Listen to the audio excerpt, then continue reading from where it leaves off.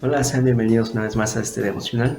Esperamos que estos devocionales estén siendo de utilidad para ustedes, que verdaderamente lo que les podamos compartir, las cosas sencillas o complejas que les podamos enseñar, les estén siendo útiles en su día a día, en su relación con Dios. Pues finalmente ese es el propósito de que grabemos estos devocionales.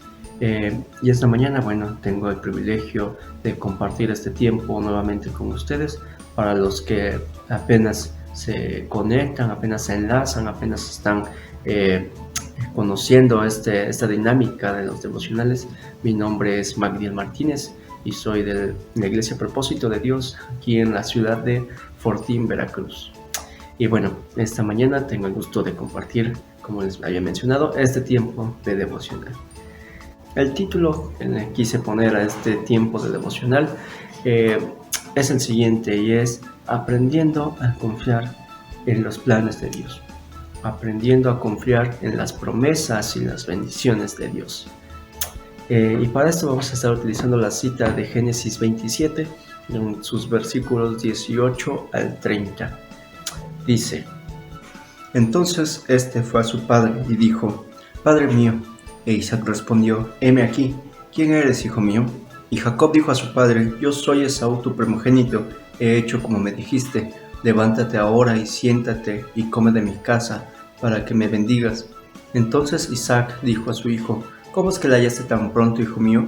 Y él respondió: Porque Jehová tu Dios hizo que la encontrase delante de mí. E Isaac dijo a Jacob: Acércate ahora y te palparé, hijo mío, por si eres mi hijo Esaú o no. Y se acercó Jacob a su padre Isaac, quien le palpó y dijo: La voz es la voz de Jacob, pero las manos de Esaú. Y no le conoció, porque sus manos eran vellosas como las manos de Esaú, y le bendijo, y dijo: ¿Eres tú mi hijo Esaú? Y Jacob respondió: Yo soy. Dijo también: Acércamela, y comeré de la casa de mi hijo, para que yo te bendiga. Y Jacob se la acercó, e Isaac comió, le trajo también vino y bebió. Y le dijo Isaac su padre: Acércate ahora y bésame, hijo mío.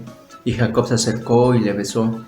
Y olió Isaac el olor de sus vestidos y le bendijo, diciendo: Mira, el olor de mi hijo, como el olor del campo que Jehová ha bendecido.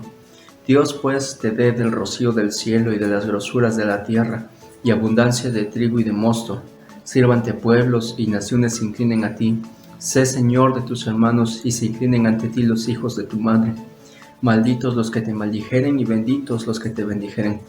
Y aconteció luego que Isaac acabó de bendecir a Jacob, y apenas había salido Jacob de delante de Isaac su padre, que Esaú su hermano volvió de cazar. En esta porción que acabamos de terminar de leer del relato bíblico, podemos ver a tres personajes que se mencionan. Se menciona a Isaac, a Jacob y a Esaú. Para los que no están muy relacionados con la historia, Isaac era hijo de Abraham. Creo que todos alguna vez hemos escuchado de Abraham, este hombre que no podía tener hijos, que milagrosamente tuvo un hijo por promesa de Dios, pues el plan de Dios que era que de ahí se saliera una nación que más tarde sería el pueblo de Israel. Y el hijo precisamente que cumpliría esa promesa que se le hizo a Abraham era Isaac. Isaac tuvo dos hijos, los cuales siempre hubo ahí un pleito entre ellos, hubo roces entre ellos. Eran Jacob y Esaú, que son los que se mencionan. Este Esaú era primogénito de Isaac, era el hijo que había nacido primero, y por tanto a este era el que la promesa de bendición le correspondía. Pero este Jacob, en su anhelo y en su, llamémoslo así, egoísmo de querer tener él la bendición de la primogenitura,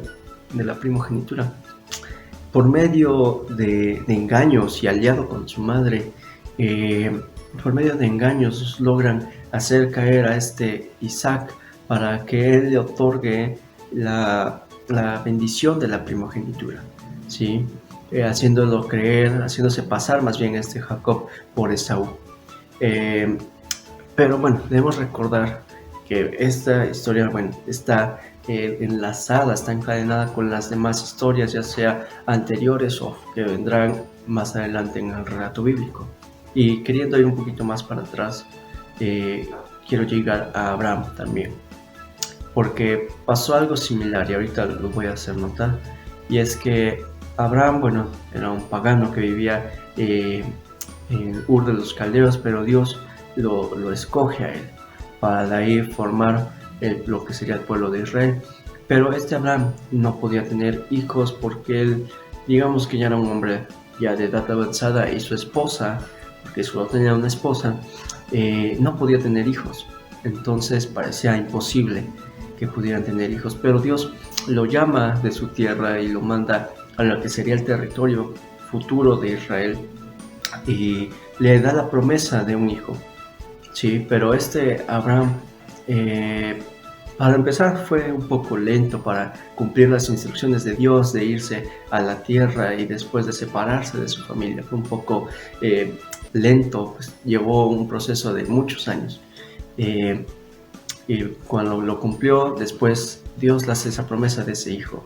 Y justo en esa promesa, Dios también dio la promesa, y por un tiempo se alejó y dejó un tiempo de espera en el cumplimiento de la promesa. Y en ese tiempo Abraham también se desesperó, también le ganó la ansiedad de querer ver cumplida ya la promesa, lo cual lo llevó a cometer una locura, y es que fue que tomó a la sierva de su esposa por mujer de alguna manera, y tuvo hijos con ella,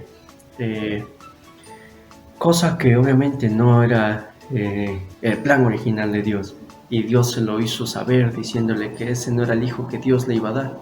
Y todavía después de ese error que cometió Abraham, lo hizo esperar un lapso todavía más grande de tiempo, hasta que por fin le dio a ese hijo prometido, que era Isaac. Y bueno, luego Isaac tiene a Jacob y a Esaú. Pero ahora, ¿qué podemos ver que tienen en común estas historias, tanto de Abraham y en ese momento que se desespera y tiene un hijo con Agar, y en este momento en la historia de Jacob, que también se desespera, que también se ve sus intenciones egoístas y usa sus medios para hacerse de la primogenitura, engañando y mintiendo?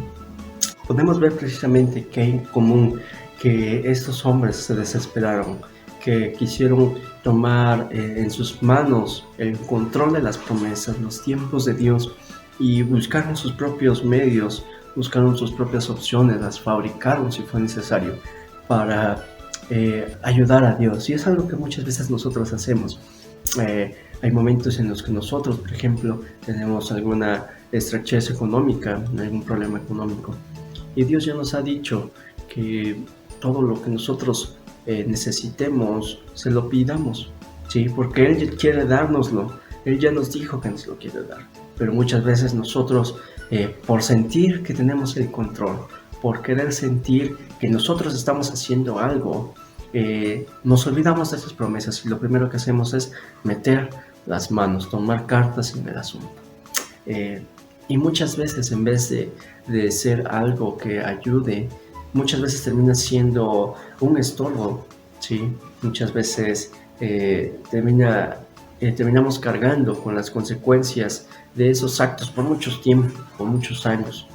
Y es precisamente una de las cosas que les pasó a estos hombres, que tuvieron que cargar con las consecuencias de ayudar a Dios por mucho tiempo, y se vieron metidos en conflictos.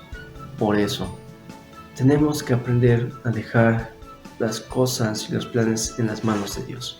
Estos hombres, tenemos que aprender de estos hombres que cometieron precisamente esos errores.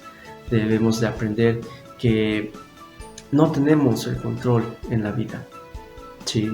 Estos espacios en los que a veces entramos en desesperación, en esos lapsos donde parece que Dios se aleja y que nos deja solos, esos espacios en los que se nos prueba y en los que se prueba la paciencia, no es simplemente porque sí, es porque Dios tiene ya un plan con nosotros, y ese plan es que seamos formados a su imagen, que nuestra fe sea probada, que sea perfeccionada por medio de estos espacios, de estos lapsos en los que nos vemos en esos aprietos, ¿sí?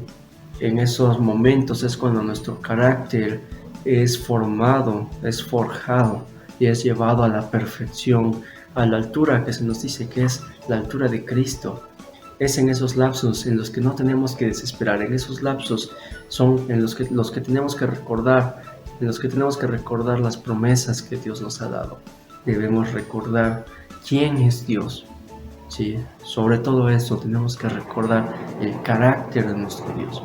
Sí, me trae a la memoria también ese momento en el que están los discípulos en la barca.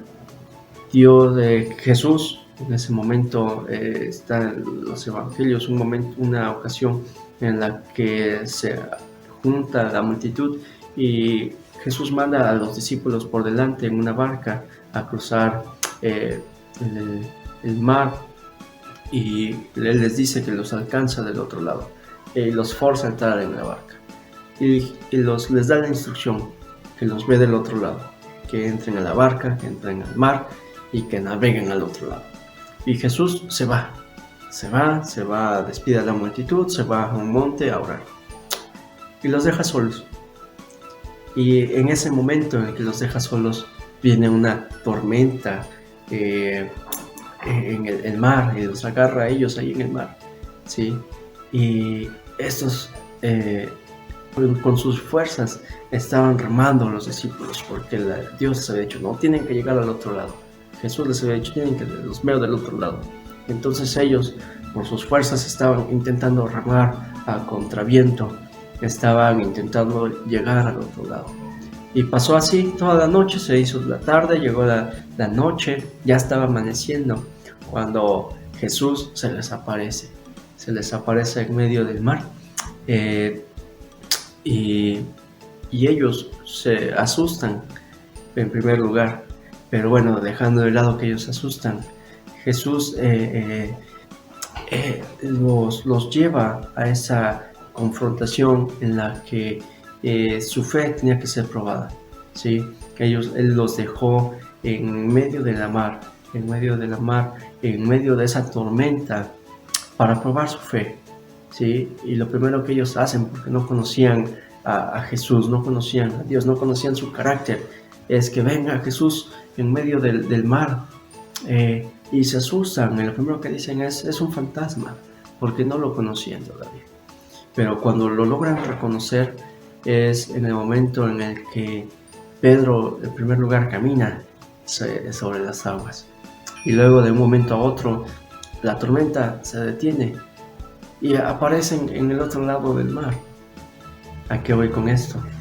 Que esos momentos en los que parece que estamos solos, en esos momentos en los que somos probados, son los momentos en los que tenemos que aprender a confiar en Dios, en los que no tenemos que perder el enfoque, como decíamos la otra vez, de que Dios tiene su plan y que lo va a cumplir. No debemos perder el enfoque de quién es Él.